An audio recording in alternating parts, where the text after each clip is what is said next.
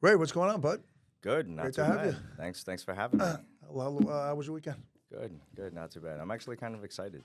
What's up? I've always had this vision, to be on some type of podcast. When I was younger, I've always thought about, being a virtual DJ, and that was when Winamp was alive. So Okay.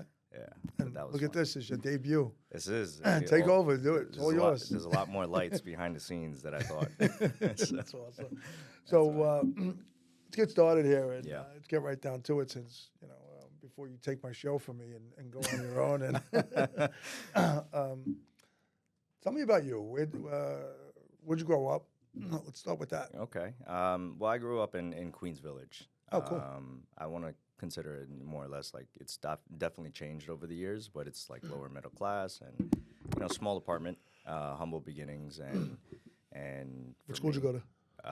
over there, Yeah. PS 33. Okay. Yeah, Public school. Public school. Okay. Yeah, public school, PS 33, and then from there I went to IS 109, and then at that point I had a choice to go.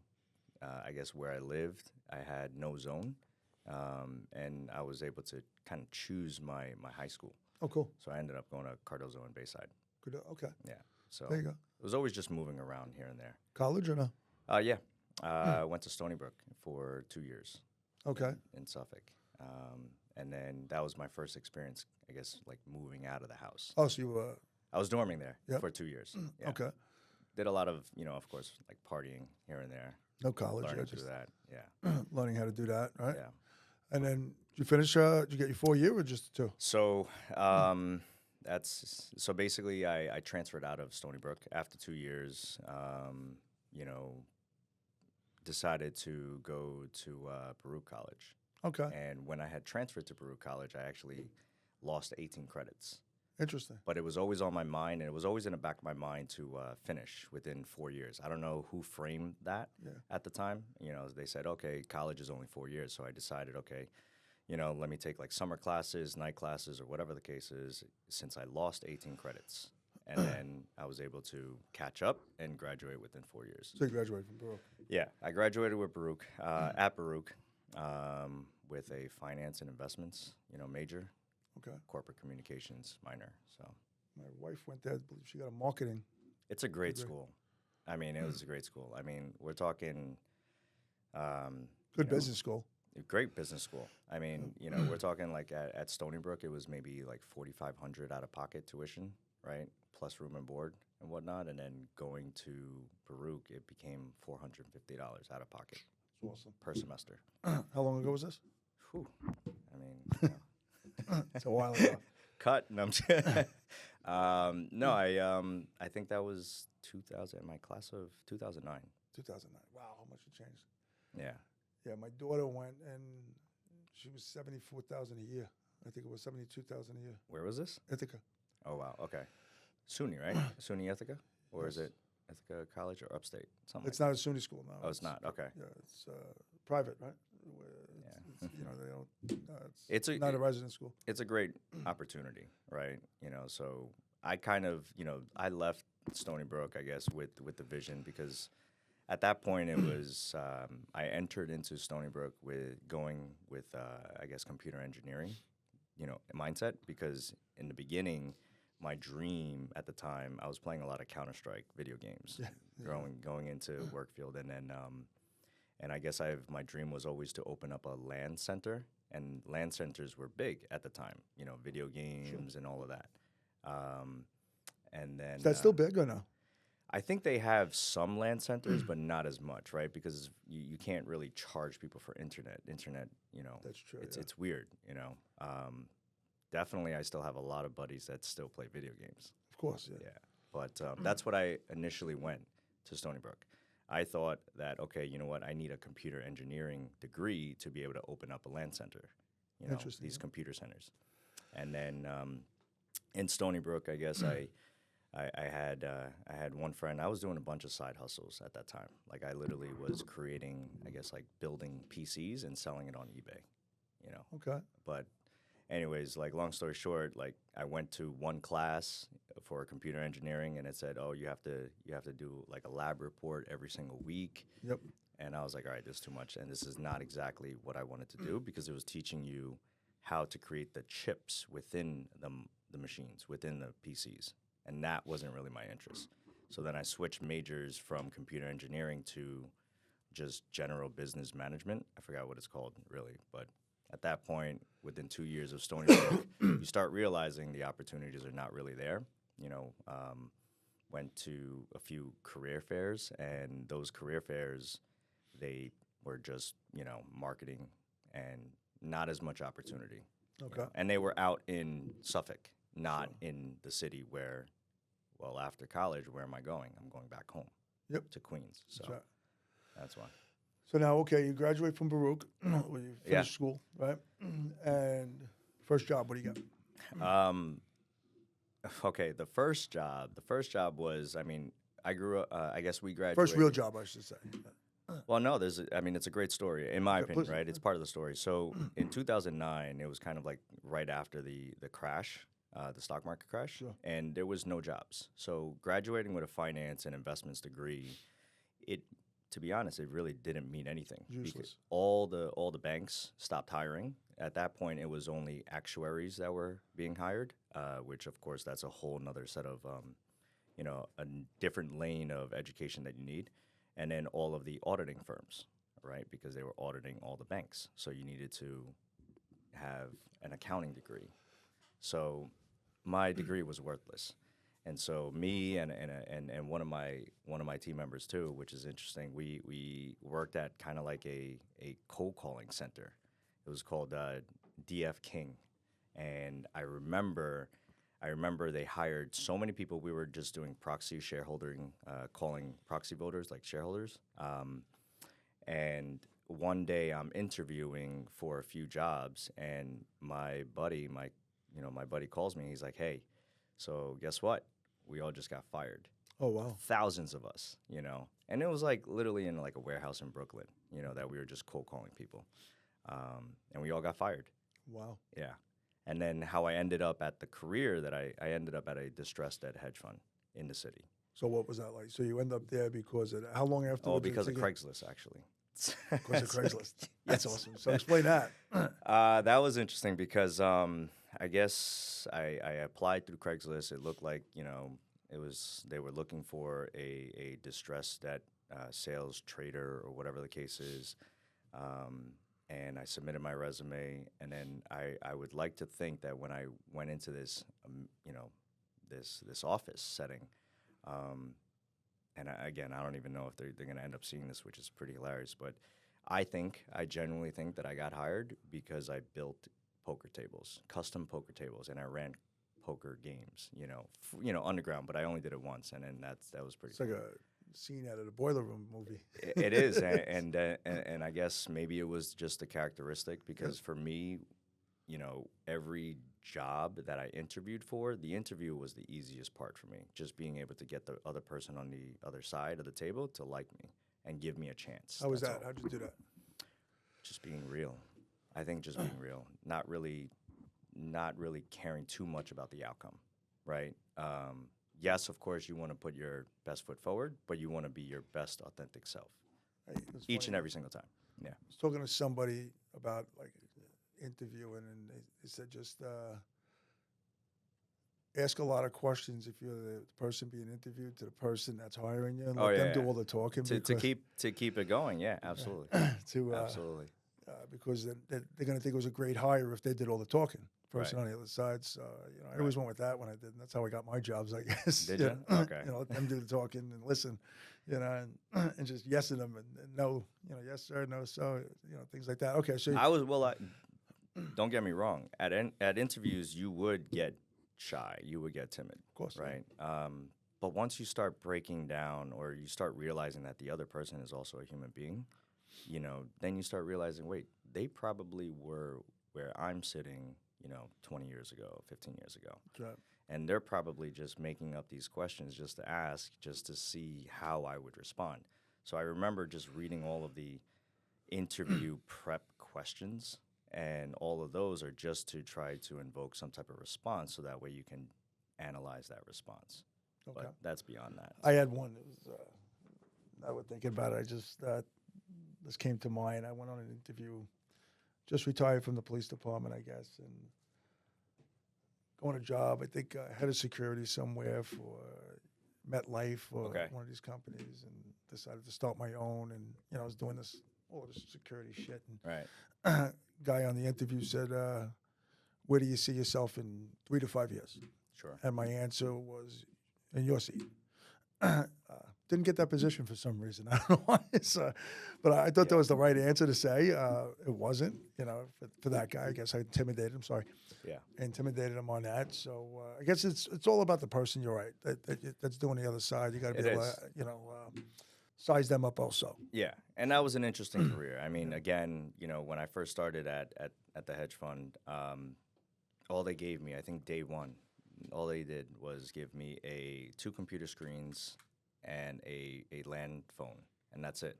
And obviously databases here and there, but I was just, What are you doing all day? I was contacting, I guess general unsecured holders of claims. It's been a while. I'm kind of far removed from that, but I was contacted. So there was a lot of companies that would file for Chapter 7, Chapter 11 bankruptcy proceedings, and then they owed a lot of the creditors money. So one of the big ones were, I guess, let's say Blockbuster back in the day. So they owned. I mean, they basically owed a lot of, I guess, maybe like the video rental store money. And so we would call those, creditors, and if they were owed $50,000 or $100,000, we would buy it for a fraction of the price, and then we would hold on to that claim, that debt, and we would claim it from the courts.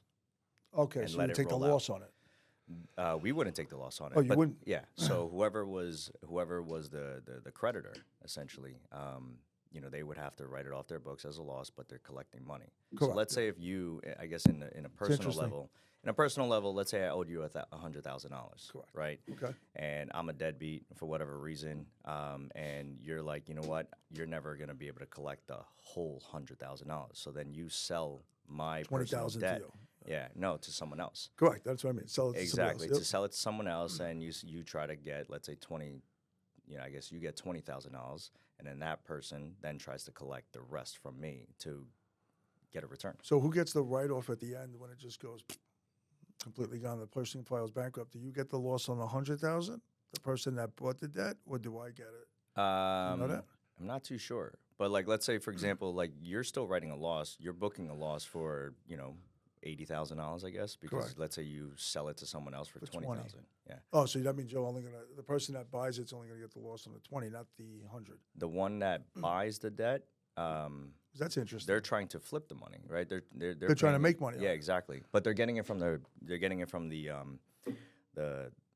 I guess the entire bankruptcy proceeding, because there's always a waterfall, Sure. right? So who gets paid first? The bondholders pays first, the banks, and then But if they don't get paid, right, that extra 80, which most likely they're not going to. right, they'll probably get a little bit. So portion. let's say, I mean, I don't even know. Again, It's this is such a crazy. great space. It's pretty cool. That it's like Bernie Madoff, all those claims. We started going after that, and that's still probably a case. So. It's interesting. Yeah, and that was just that opened me up to a different world of, you can make money anywhere globally. Absolutely. Because one of the tasks that I was working on was contacting creditors in Switzerland, Germany, Australia, even in Hong Kong and China, and I would have to come in very early to just be able to, connect with them. It's interesting. Did you ever get into that with the real estate world? Did you ever try to get into it with the real estate world, buying debt and No, not properties yet. Not yet. I know that there's tax liens and things like that. I know that that's something that is probably a few levels away from where I specifically am. Okay. I guess I always have that vision to be able to continue to grow the business in all different angles, right? Having gone through, finance, right? So, all right. So you go through finance. How long you in that world for? 4.5 years. 4.5 And years. so within those 4.5 years, Learned a lot. I learned a tremendous amount. I love the portfolio manager that I worked with. I learned tremendous. I learned work ethics, everything, and essentially I was my own sales manager, and I had to hire a few interns to be able to, generate the number of transactions that I had to do. Yeah. Okay. So I learned a lot. So Yeah. you learn a lot in that. You're there for 4.5 years. What happens after that? Where do you go? You go into the real estate world? Or you, So I would like to say that I got burnt out, right? Okay. So I got burnt out. Maybe it was just because I would like to think that I was not surrounded by maybe like the right people at that age where in terms of levels of income, right? I was hitting certain levels and I just didn't really know what to do, at that point. It was just, I felt alone, whereas I'm always working with older peers and they didn't really give that much guidance either at the same time. So I want to say like I cold turkeyed and I left the business. it's interesting. I left the industry. I took kind of like a I don't know. I guess maybe they call it like sabbatical. I was in a relationship at the time. I went on like 4 bachelor parties and Nice. like 5 weddings, in the same year. So I was just like, just Hanging. hanging, bleeding, There you go. and then I bought a Groupon, to go into real estate. I had many ideas, right? One idea was to become a voiceover career, start a voiceover career. Okay. That made me realize that it was a lot, to do. Didn't do that. Meaning like you had to put in a lot of time, create the setup, I can only imagine. create a portfolio. Yep. And so, but I realized that I was bleeding money, so I'm like, I need to do something that generates income. So then I went into real estate. And then when I got into real estate, Groupon, like 3 months later, started doing real estate. So you get to real estate, Mm-hmm. and first office you work at is Highline Residential. It was City? a boutique. Yeah, it was in Manhattan because again, I've been working in the city for about 4.5 years. I thought, oh, the money's there, which it is. I'm sure it is, but it just didn't feel right because taking out clients. And again, back then I started out doing rentals. I was going to say it's Yeah. a rental business. but I- Exactly. yeah. So you're like taking out clients, and it didn't feel like I was finessing the whole showing tour, right? It was going from one building to another, and there's so much dead space, and it's a lot of like BS, small talk, for someone that you just met. So I guess you're getting to know them, but at the same time, it just didn't feel right.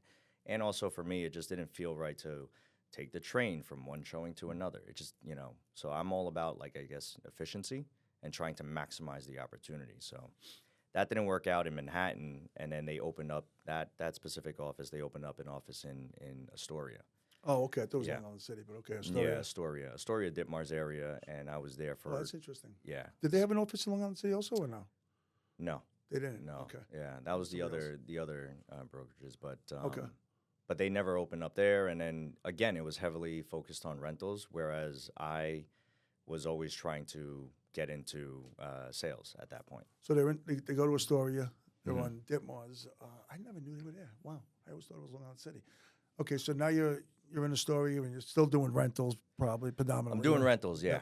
And that's actually where I kind of, met a lot of my longtime friends in the industry as well, colleagues in and the also my real estate partner, Joe, as well. Okay, was he in Holland? Was he- Highline. He was Highline, there yeah. too. Okay. Yeah. And I guess we kind of instantly clicked. We kind of tackled rentals here and there and started just like very early on, him and I were just like branding ourselves as kind of like a unit in a way, just meeting owners and landlords and here and there. How many, did you get a lot of contacts with that? With the Yeah, absolutely. I mean, because we all had different strategies of being able to connect with people.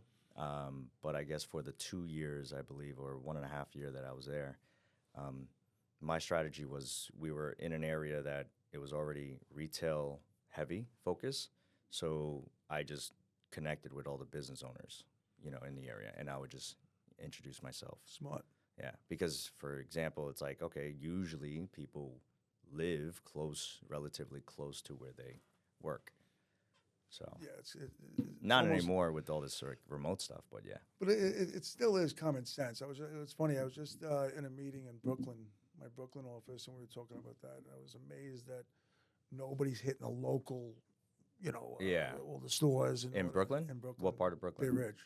Okay, so Similar to Astoria. Similar to a yeah. Okay. Almost very similar. Like it kind of reminds me of like Broadway, 38th Sure. Avenue, or Yeah. Steinway It's Street. all retail stores, and then you have apartment buildings on top, mixed Correct. use. Yeah. Yeah, so it's like a not like a Steinway Street. I would think more like a Broadway and a 38th Avenue if you're in Right. Yeah. Astoria. Um, and that's what Bay Ridge reminds me of. Bay Ridge Bensonhurst kind of remind me of that that same area. And I grew up in Astoria. Oh, did So you? Okay. yeah, growing up in Astoria, you know, it's who you knew. You know, so it's funny. Everybody X's Well, me. it's definitely a close. It's very tight community. Yeah, and it's anybody from Astoria.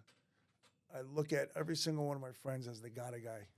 Okay. Like every one of us knows somebody that does something, Right. and that's because what we grew up with, and like you just said, it's you know, it's apartment buildings over stores. Right. So you know a dry cleaner, you know this, you know Oh, the they still mechanic. have like the small local hardware stores in here and there Correct. too. Right. Yeah. So you know all of that, and you know those people. You know where to get a drill. You know where to get this. You know where to get that. Right. And so we were that gotta guy community. Yeah. Right. And then we were able to, I guess, at about my generation was then able to take it to where what we're doing today with the real estate, with the gotta guy. And I still use that. I was just teaching this in a mastermind. Are we all doing that? Where you're going to your gotta guys and building that for yourself? Because Yeah. real estate business, as you know, is becoming that where you're not just a real estate agent. You have to know everybody for your clients. It's wanna be it's top of very mind. important. Yeah. Yeah. I mean, you know, and that's ultimately where we can best serve our clients.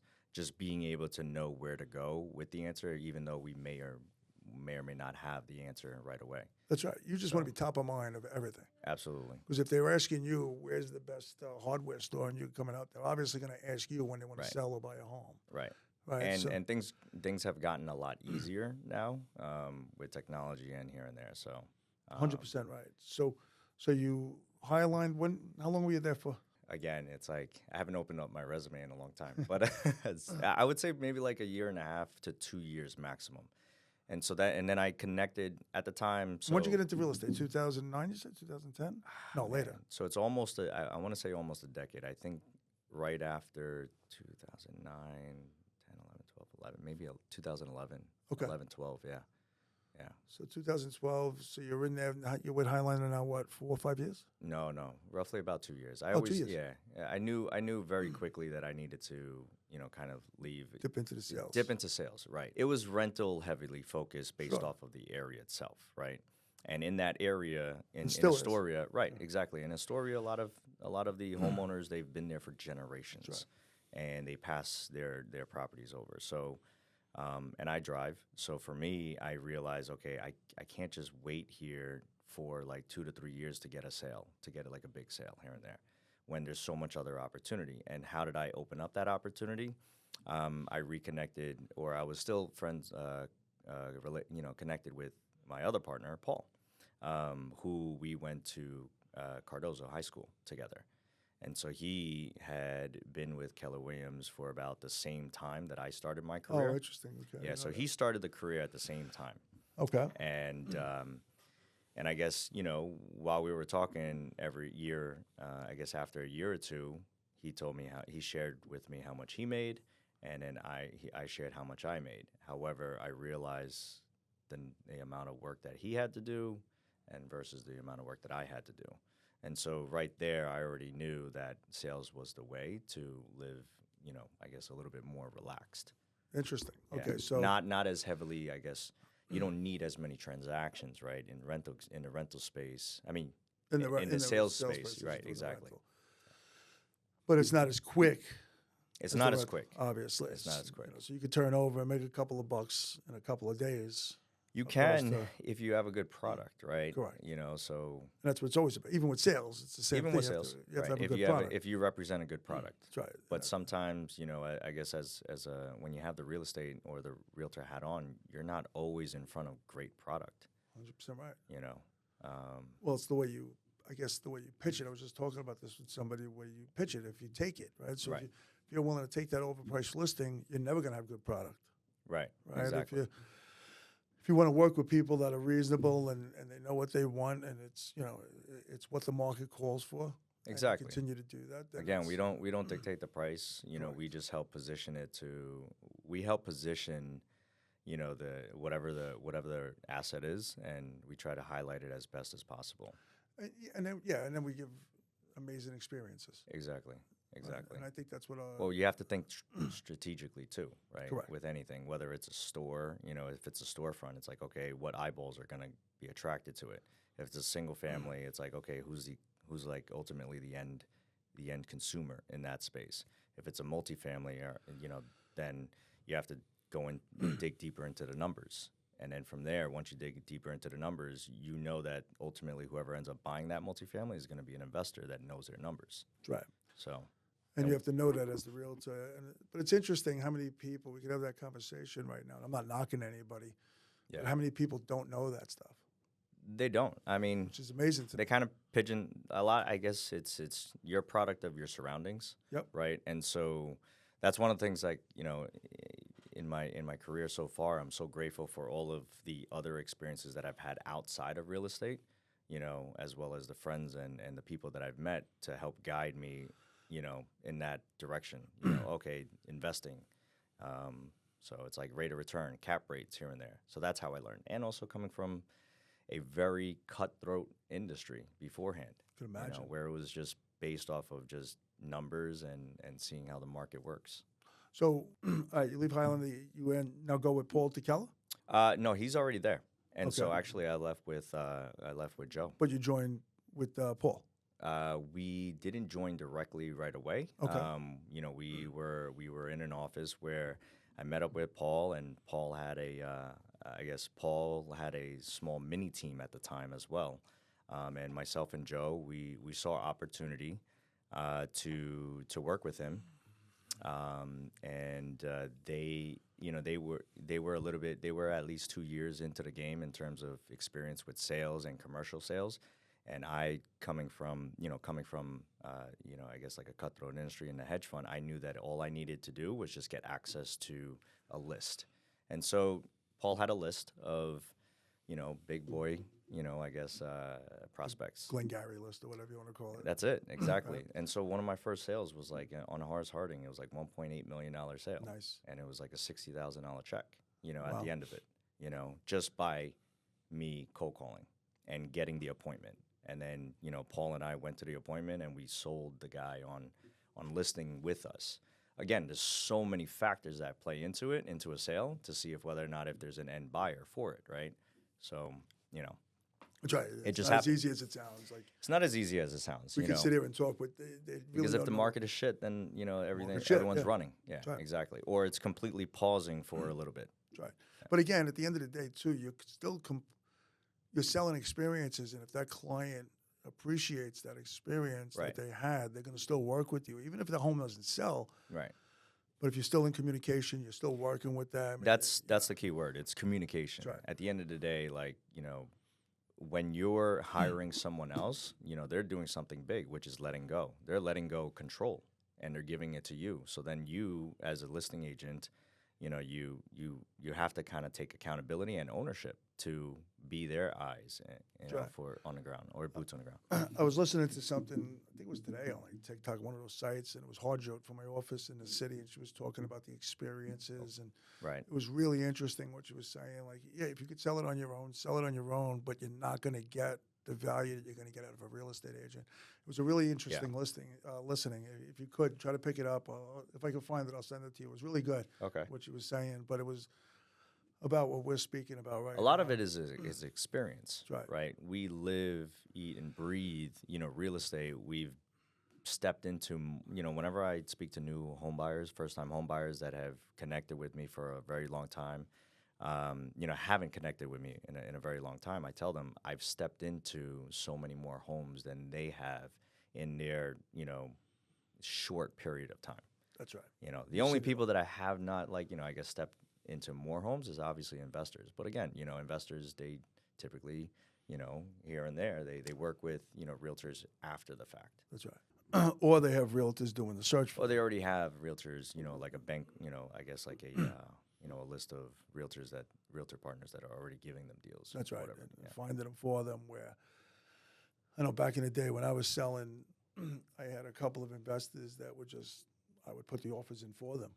and then knowing what they would do, and I was a buyer broker. Back Yeah, then. I have a couple of those as well that I'm actively working on. Those are the great. Those relationships were great. I remember one guy we used to trade cars on the weekend. Sometime he would take my car and I would take his, and just to get a different experience. That was one of my investors. That's the kind of relationships I had with them. Yeah. But it's interesting how we grow in the world, but it's really, to me, I think it's the same shit from when I was selling to today. I just think, again, I think it's about the experience that the clients have and Yeah. whether they're going to continue to work with us. And I think the ones that I get twisted are the ones that are getting a bad experience with the agent that's Right. not calling them back, not talking to them after getting it, just taking the list and throwing it up on the wall, seeing if it sticks, and if they sell it, it sells. Right. Can't do that anymore. Well, that's what that's traditionally, I guess, in the last in the beginning of my career, I never wanted to sell to my friends and family first because for the most part, I didn't know what I was doing, right? And that obviously ties into like a ton of like limiting beliefs here and there. But but I would say that very early on, I never really sold to family and friends, and so my outlet was just being able to create connections with anyone and everyone that would listen, and and I knew that it was like, okay, I always told myself whenever I do a cold calling session, anyone on the other line can actually literally change the course of my career and change my life. Just one person, that's all it takes. It was kind of like that whole stockbroker mentality, right? One person, all you need is like one big whale, and one big whale can like change the course of your entire career. And it's funny though, in our world, and I think the same way. That's why I think me and you get along with our conversations, and we're able to get deep into this. Is I feel that one person doesn't have to be a whale. Mm-hmm. You can make that person a whale. You can turn them in because it's real estate, so that one person can go from 1 to 2 to 4 to 8, and so on and so on, because you help with what you're doing. But that's really caring too. Yeah, and that's one of the things that I appreciate in general, because just being able to be a part of the core family is to be within arm's distance of a lot of like-minded people that really want to continue to grow.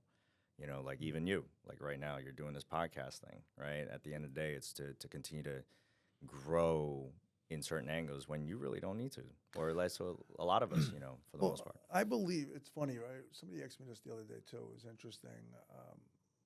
Why do you do what you do? Mm-hmm.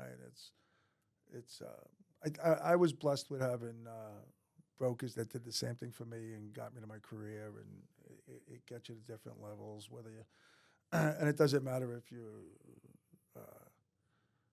I'm in pretty much good relationships with everybody out there, but you learn from everybody as you're going along, and you just try to make it better for the person. So I really do feel that when I was a cop, I worked for the public, obviously, right? And I generally I like to help people. I really do. I enjoy helping people, and then with helping people, greater rewards come out where people want to help you back. Right. And that's the way I look at what I do. So when I got into the real estate, after the security world, and I got into the real estate world, I never looked at it as selling for me, right? And I don't think anybody really truly. Yes, some people. Well, I think the greatest salespeople don't really sell. They're just being their authentic self, their genuine authentic self, to be able to just, I don't know, I guess, or at least that's the way that I've been selling, right? I just tell them what it is, and I provide my opinion here and there, and at the end of the day, it's ultimately their buying decision or selling decision, right? So I think yes, I am. I'm not. I think I'm a good listener. Sure. I guess that's the way to put it. I'm a good listener. I want to listen to what you want to say, and then I don't try to get you something that you don't want. Right. I listen to what you want, and then I find that for you, and I think that's our job.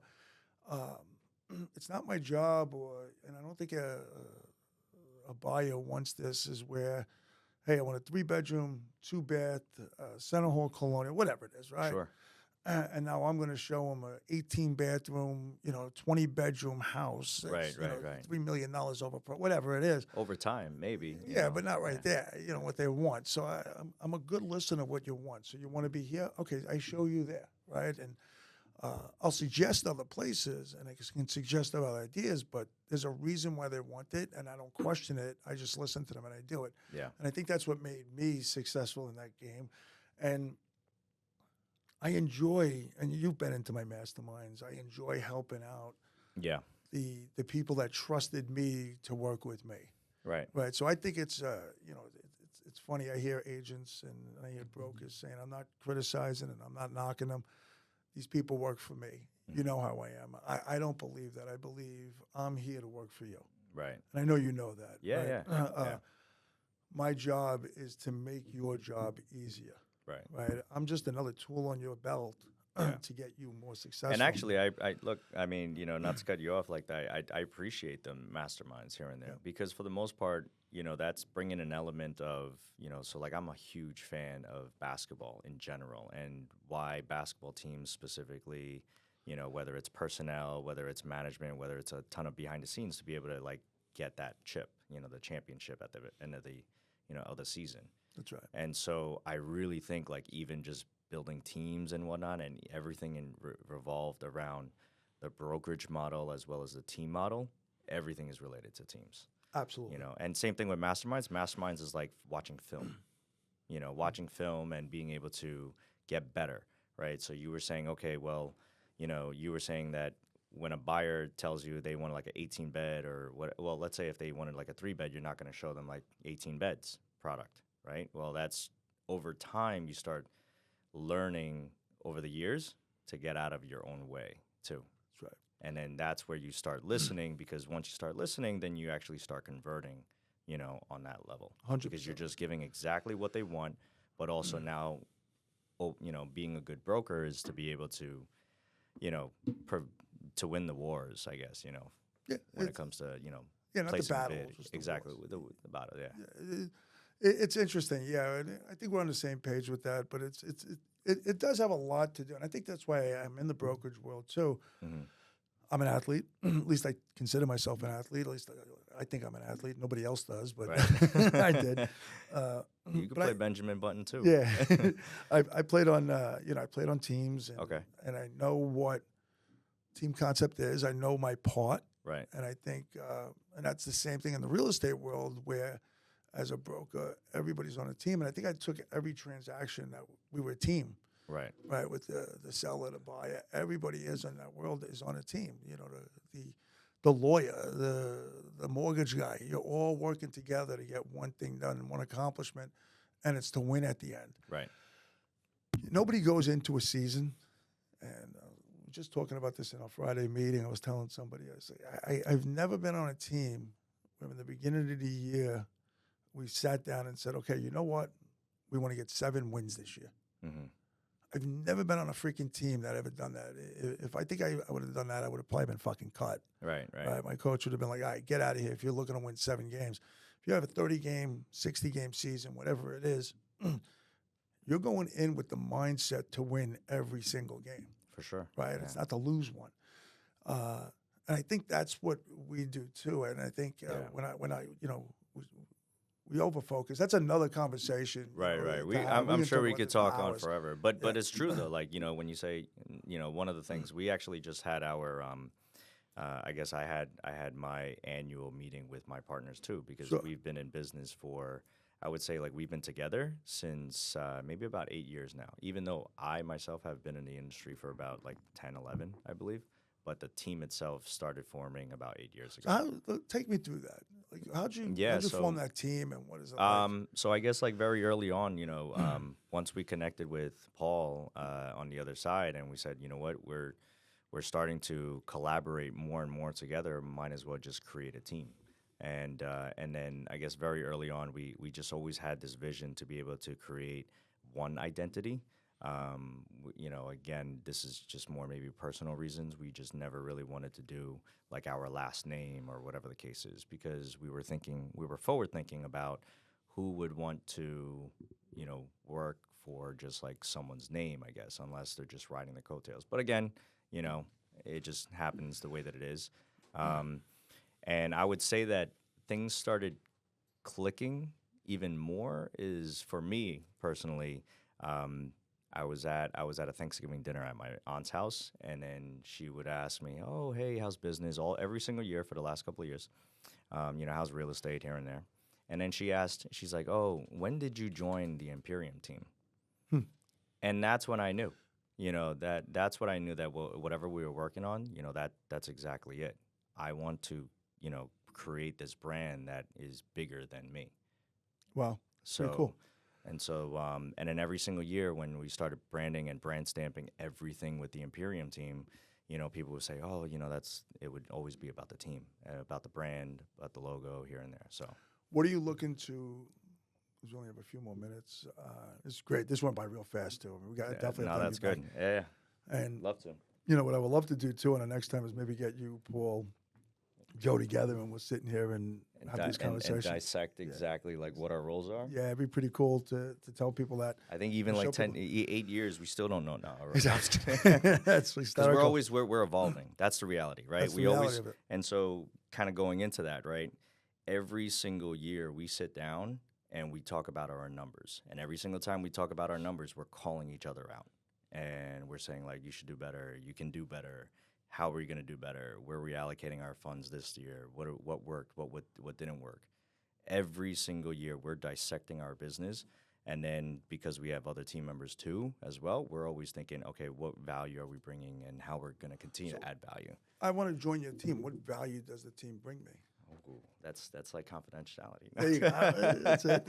But again, okay. So No, we there's a ton of value, right? And that's the thing. We allow them to see the value through our branding, our mentorship, our experience, Sure. our collective experiences. The fact that we know how to sell any specific asset out there, right? Like we've sold restaurants, we've sold land for development, we sold warehouses, That's awesome. we sold multifamily. So. And this is one of the things that I kind of take away from finance is that when I joined real estate, I realized we have an opportunity to have clear autonomy to do business with whoever we want. And so in that world, in finance, I was restricted on specifically who I can call and what I can call. And I realized in real estate, you may be related to who knows, like some prince in Dubai or whatever the case is.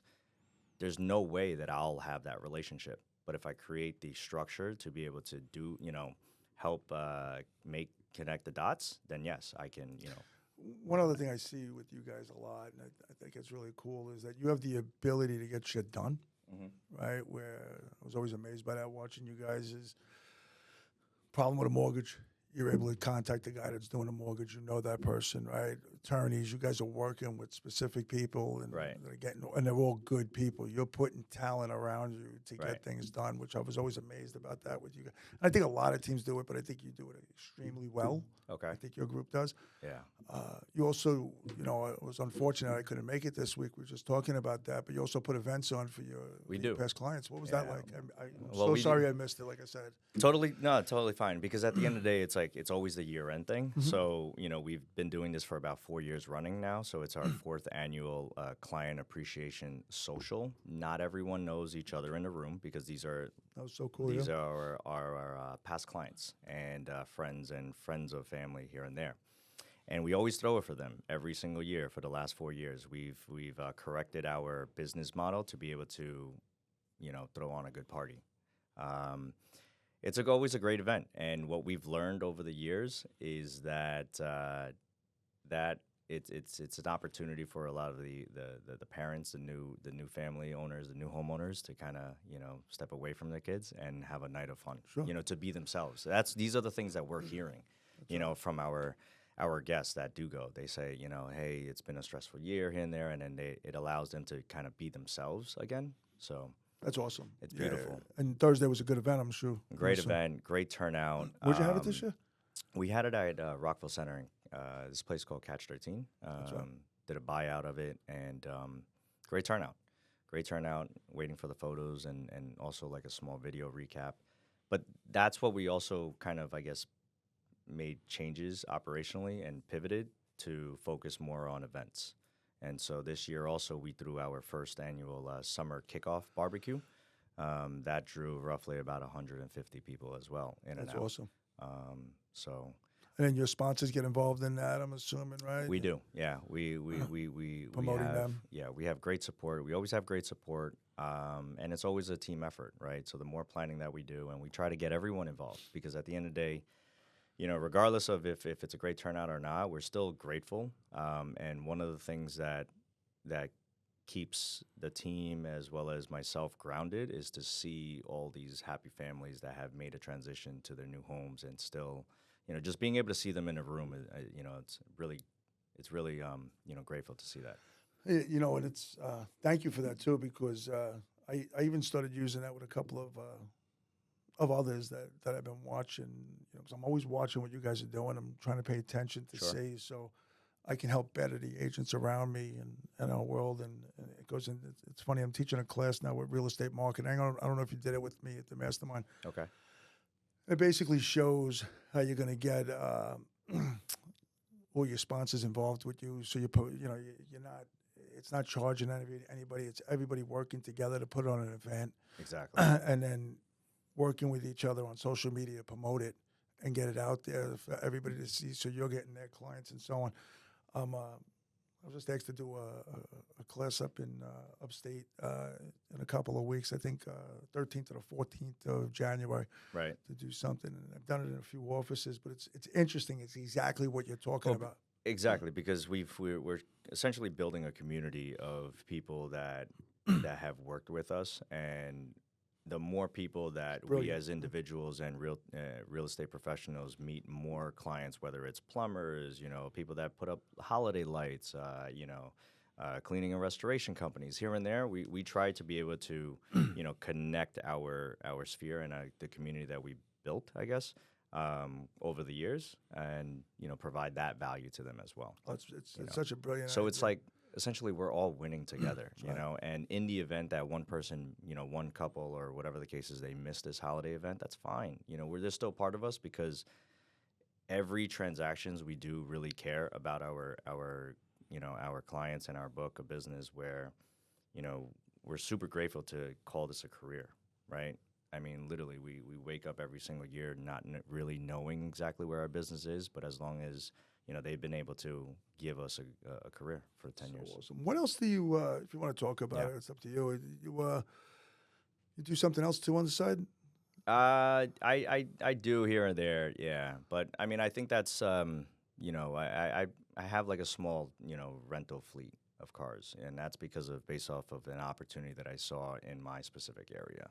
Love it. Yeah, but more importantly, I think, like, I guess to kind of maybe lean in on that is that real estate career has provided so much More opportunity. opportunities. Correct. The more successful that you are in real estate, the more that you start realizing, okay, it's an outlet. It's a great stepping stone to be able to get into other things that still continue to roll into real estate. And that helps each other out too, right? It does. It's helping both, which is, It again, does. it's an amazing idea. I love the way you think. It's success, right? Success Right. continues to compound. If you're successful in one business, you can continue to, bring that success, whether it's through systems, models, or people, personnel. Yeah. It's interesting. And then 2025, what can we say? Is there going to be expansion in your world? What are you looking for? Are you looking to go outside? Well, definitely increase a business. Absolutely. Definitely increase a business. We have some, we started, we did our goal setting here and there. For us, we doubled our business, a little bit over double our business from the year prior to. Awesome. 2 years prior, we're still, roughly about 50 to 70%, increase. So we feel as a team, we're still growing at these numbers, and we're super grateful for our I guess history, and so that's why we're gonna continue to just build and see where it goes from here. We're Okay. waiting for that, that I don't know what it's called, but where it's like we just 10x our business here and there, and So, we're trying different strategies. and 2025 going to be much better than 24, I'm assuming, right? Absolutely, and we do want to expand, build out our team, take over more market share here and there. Yeah. Awesome. What do you do predominantly? I know you work all over the Yeah. Long Island, Queens, New York City, wherever. But where's predominantly your area? Like, what do you focus on? You specifically? And I know you got Me specifically, I would say like a lot of it is in Nassau County. Okay. Nassau County as well as Queens. But I live in Williamsburg myself, right? So I think in the next year, I'm looking to continue to bridge that gap essentially. Bring it from Brooklyn, Queens, and Long Island. But I want to say it's because of where the market is, right? So apartment sales were struggling this year, right? Luxury market, also like new construction. So sometimes I kind of go where the money is. Of course. But whatever my book kind of tells me, that's where I serve. That's awesome. Well, Yeah. it's great having you. Thank you. I want to have you back. No. Love you and I love your team. Think you guys Appreciate are it. great. Love our conversations. Look forward to seeing what you're going to do in 2025. And if there's anything I could ever do for you guys, Yeah. I'm here. Thank you so much for being part of the call. Appreciate Thanks it. for coming on. Thank you, man. happy Appreciate holidays. it. All right, take care. You too.